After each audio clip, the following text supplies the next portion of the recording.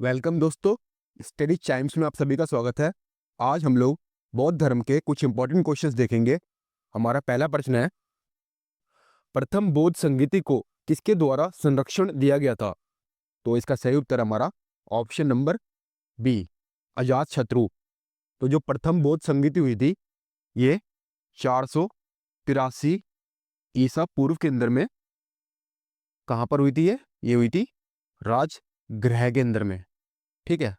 और राजगृह में आपसे पूछा जाए कहाँ पर हुई थी, तो राजगृह में भी ये जो सतपणी की जो गुफाएं हैं, उन गुफाओं के अंदर हुई थी।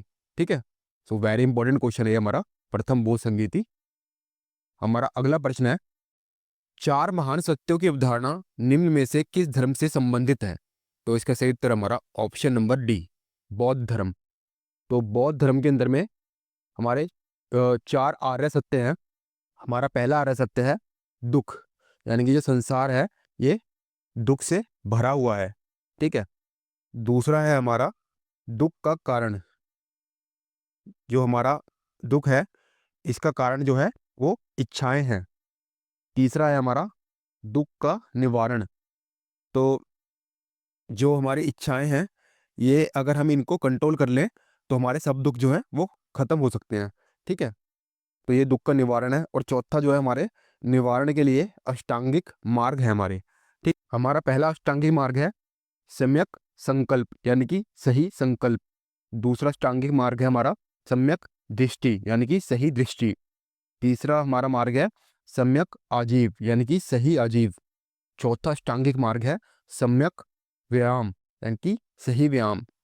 पांचवा हमारा अष्टांगिक मार्ग है सम्यक कर्म, यानी कि सही कर्म।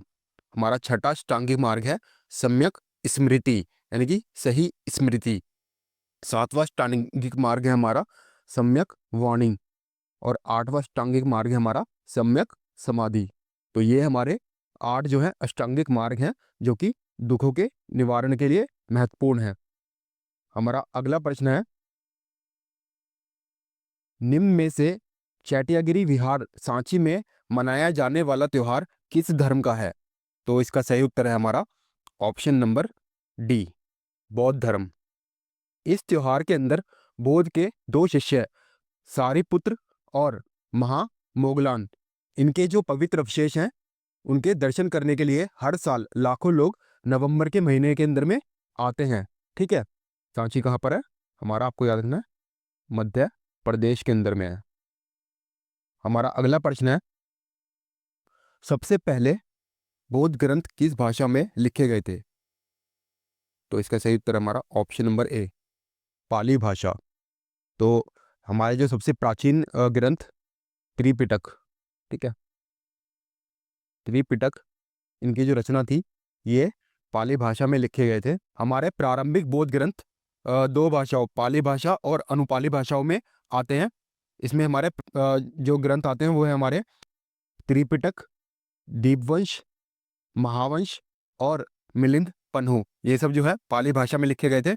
और जो अनुपाली भाषा में लिखे गए थे, इसके अंदर में हमारे जो संस्कृत एवं अन्य ग्रंथ आर्य मंजूश्री, मूलकल्प और दिव्य वदन आते हैं।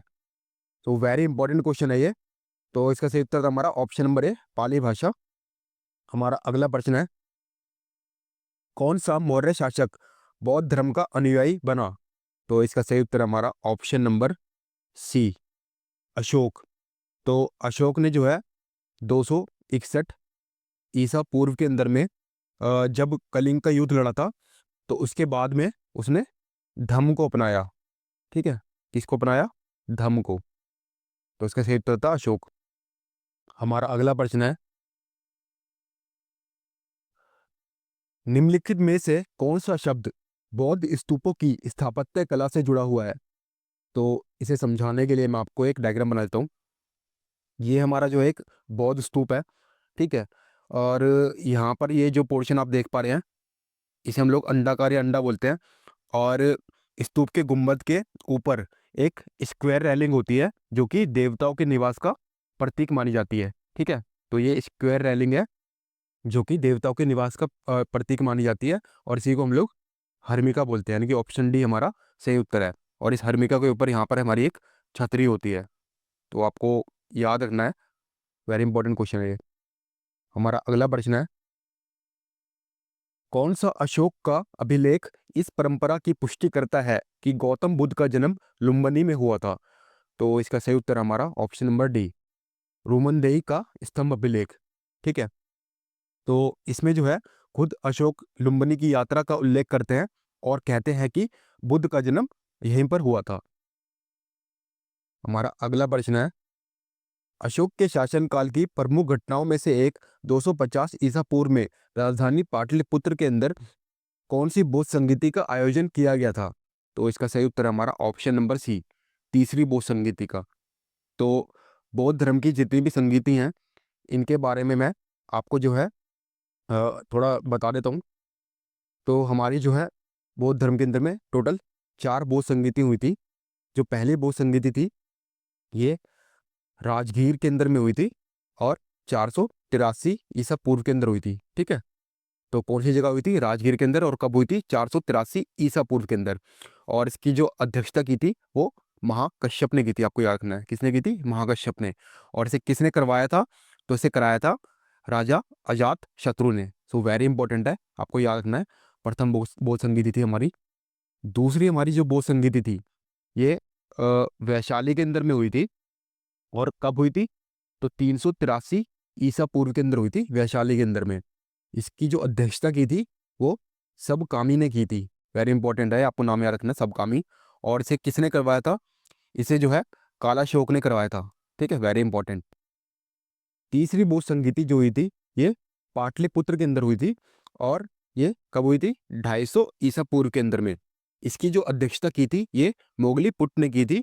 और इसे किसने करवाया था? इसे अशोक ने कराया था। तो वेरी इंपॉर्टेंट है तीसरी वाली।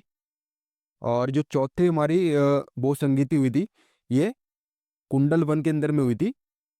कब हुई थी? 72 ईस्वी के अंदर में। और इसकी अध्यक्षता किसने की थी? इसकी अध्यक्षता की थी वसुमित्र ने। और इसे किसने करवाया था? इसे कनिष्क ने कराया था। तो ये चारों बौद्ध संगीति वेरी इंपॉर्टेंट है, आपको याद रखनी है। आप एक कॉपी पेन लेके इसे नोट कर लीजिए। हमारा अगला प्रश्न है, कौन सा स्थान गौतम बुद्ध से संबंधित नहीं है?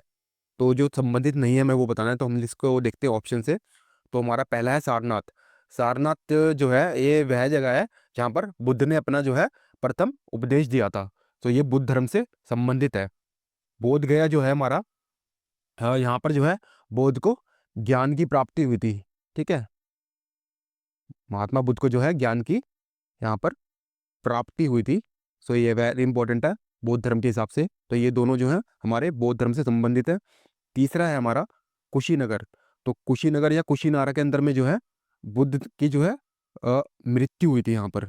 ठीक है, बुद्ध की यहाँ पर मृत्यु हुई थी जिसे हम लोग महापरिनिर्वाण के नाम से जानते हैं। तो ये तीनों हमारे जो है बौद्ध धर्म से संबंधित है। पर चौथा जो है ऑप्शन नंबर डी, ये पावापुरी। पावापुरी जो है महावीर ने यहाँ पर निर्वाण प्राप्त किया था। ठीक है, महावीर ने यहाँ पर निर्वाण की प्राप्ति की थी। तो ये जो है जैन धर्म से संबंधित है। चौथा हमारा बौद्ध धर्म से संबंधित नहीं है। तो इसे नहीं पूछा है तो हमारा ऑप्शन नंबर डी हमारा सही उत्तर होगा, पावापुरी। हमारा अगला प्रश्न है, निम्नलिखित में से कौन सा बौद्ध स्थल उत्तर प्रदेश में स्थित है? तो इसका सही उत्तर है हमारा option number B, Sarnath. Sarnath जो है ये वाराणसी के पास है और ये उत्तर प्रदेश के अंदर स्थित है। और ये क्यों प्रसिद्ध है? यहाँ पर जो है बुद्ध ने अपना प्रथम उपदेश दिया था।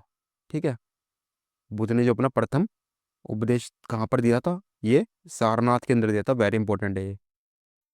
हमारा अगला प्रश्न है, गौतम बुद्ध द्वारा अपने धर्म में दीक्षित किया जाने वाला अंतिम व्यक्ति कौन था? तो इसका सही उत्तर हमारा ऑप्शन नंबर डी, सुभद्र। तो सुभद्र कौन था? ये एक भटका हुआ तपस्वी था जो कुशीनगर में रहता था। और ये गौतम बुद्ध के पास एक अपना प्रश्न लेकर गया था। गौतम बुद्ध ने इसे प्रवज्ञा दी थी। ठीक है, क्या दी थी इसे? प्रवज्ञा।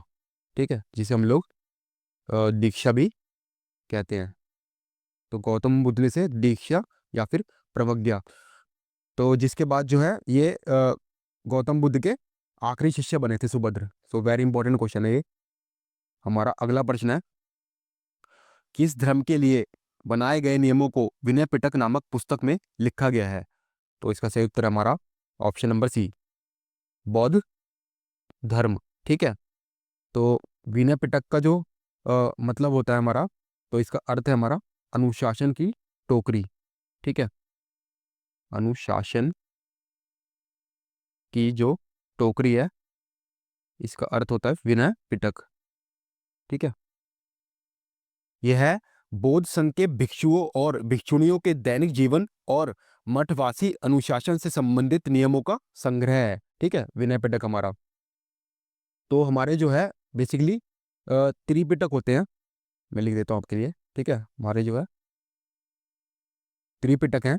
इन त्रिपिटकों में हमारा सबसे पहला जो पिटक है वो है हमारा सूत पिटक। ठीक है, सबसे पहला है हमारा सूत पिटक। फिर दूसरा है हमारा विनय पिटक। ठीक है, दूसरा कौन सा है? विनय पिटक। और तीसरा है हमारा अभिधम पिटक। ठीक है, तीसरा है हमारा अभिधम पिटक। तो सूत पिटक के अंदर में क्या है? सूत पिटक में बौद्ध धर्म के सिद्धांतों का उल्लेख है। ठीक है, आपको याद रखना है जो भी बौद्ध धर्म के सिद्धांत हैं, ठीक है, इन सिद्धांतों का उल्लेख किसमें है? सूत पिटक के अंदर है। और विनय पिटक के अंदर में बौद्ध बौद्ध संघ के जितने भी नियम है, ठीक है, बौद्ध संघ के नियमों का जो उल्लेख है विनय पिटक के अंदर है। और अभिधम पिटक जो है इसमें बौद्ध बौद्ध दर्शन पर प्रकाश डाला गया है। ठीक है, तो ये तीनों आपको याद रखने हैं, वेरी इंपॉर्टेंट है त्रिपिटक हमारे। हमारा अगला प्रश्न है, बुद्ध ने अपने जीवन की अंतिम वर्षा ऋतु कहाँ बिताई थी? तो इसका सही उत्तर है हमारा option number B, Vaishali. Buddha ने वैशाली के अंदर में अपनी अंतिम वर्षा ऋतु बिताई थी, जिसके बाद वो कुशीनगर में चले गए थे, जहां पर उन्हें महापरिनिर्वाण प्राप्त किया था। महापरिनिर्वाण, ठीक है, यानी कि उनकी मृत्यु हो गई थी कुशीनगर के अंदर में। सो वेरी इंपॉर्टेंट जगह है ये। हमारा अगला प्रश्न है, किसके शासनकाल में बुद्ध कौशंबी में आए थे? तो इसका सही उत्तर हमारा ऑप्शन नंबर बी, उदायीन या वत्सराज उदयना। ठीक है, बुद्ध ने कौशंबी में अपना 9वां जो है विश्राम किया था, उसके बाद उन्होंने उदयन को बौद्ध धर्म की दीक्षा दी थी। हमारा अगला प्रश्न है, बुद्ध की मृत्यु किस वर्ष हुई थी? तो इसका सही उत्तर हमारा ऑप्शन नंबर ए, बुद्ध की जो मृत्यु थी ये 483 ईसा पूर्व कुशीनगर के अंदर में हुई थी। ठीक है, कुशीनगर या कुशीनारा के अंदर में हुई थी। ठीक है, और जब इनकी मृत्यु हुई थी तब इनकी आयु 80 वर्ष थी। ठीक है, आपसे पूछा जा सकता है इनकी मृत्यु के वक्त इनकी आयु कितनी थी? तो 80 वर्ष थी। और इस घटना को जो है महापरिनिर्वाण के नाम से जानते हैं। So that's it. आज हमने जो है के ऊपर में कुछ इंपॉर्टेंट क्वेश्चन देखे। मैं आशा करता हूँ कि आपको काफ़ी पसंद आए होंगे। धन्यवाद।